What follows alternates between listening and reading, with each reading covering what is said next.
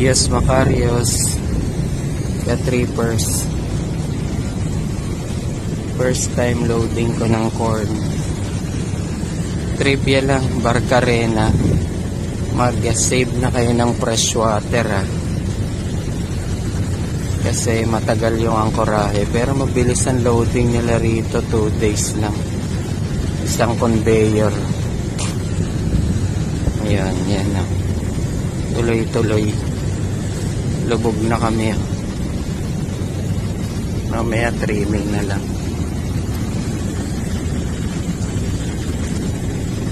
Good viewing. Thank you sa subscribe.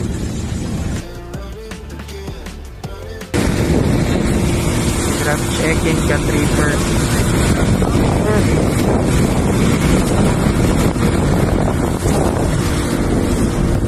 Barcarena.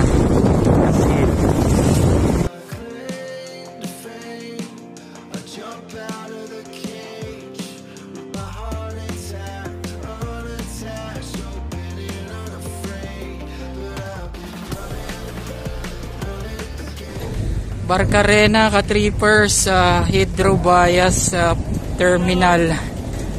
Ayan. Oh, si Kevin. After 10 years, wala. Kalimutan mo na to Si Joan. Si Maestro medyo babay. may sakit Export. Go. Oh, yan. Sabay ko yan. Ito na. Ayan ang terminal namin. Isa lang na loading loader. Ayan. Sige, enjoy Ka-trippers. Barcarena, Brazil, Hydrobias Terminal. Hello. Secure ka rin na guys. Ayan o. Guys, securing na guys. Ano sa Facebook. Ang dumi oh, Sundan nyo to sa Preferred Chipmate Kagawan. Napakabait na tao. Alright. Salamat pa lang. Ayan o. Si Joan, si Kevin Rodriguez, si Maestro Aureliano. Yan. Kasabay ko yan. Kunyari pa yan. Babush! Ka-trippers, let go tag oh. Let go tag.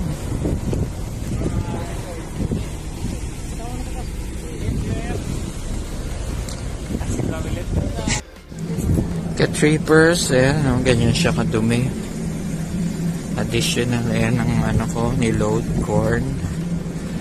Papunta na kami ulit ng Proa. Pangalawang angkla to due to low tide and high tide. I'm with the team and sila ay kanina. Bali yun, mag-angkorahe muna ha. Additional ulit sa Barcarena. Pabor Stribor ang preparation ng you will prepare port and starboard pilot ladder. Wala na combination dahil yung freeboard mababa na. May rules yan, alam niyo yan, yung 9 meters rules. Pag more than 9 meters may combination ng pilot ladder. Pag less than,